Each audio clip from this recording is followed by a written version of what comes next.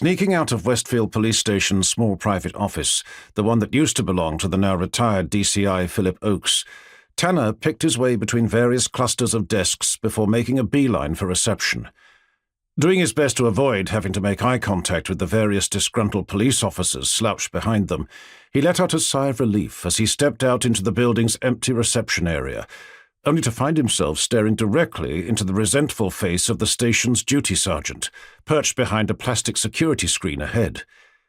Forcing a crooked smile at him before glancing awkwardly away, Tanner burst out through the building's main entrance to come to a breathless halt. There he stopped for a moment to take in Norfolk's broad, flat, tranquil horizon, before staring about for his car.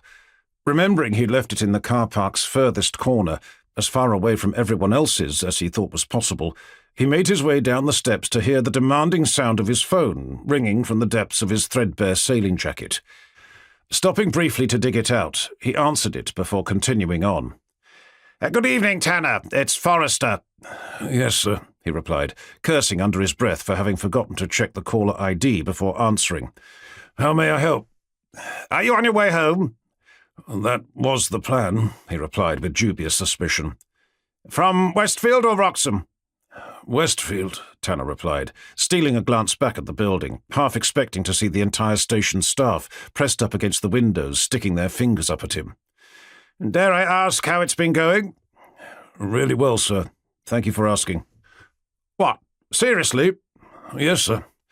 The entire station staff has thoroughly enjoyed spending the day being told, one at a time, that they wouldn't have a job by the end of the month.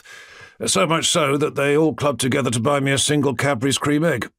Probably because that's all they felt they could afford. Right, yes, I see. You're being sarcastic.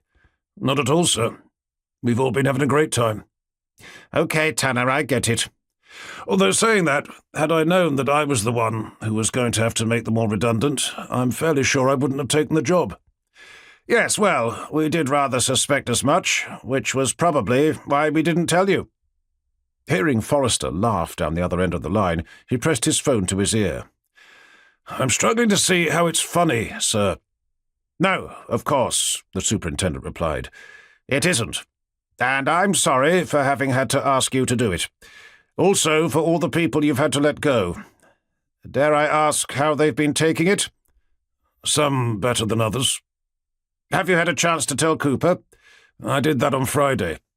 And Haverstock's happy to stay? It would appear so.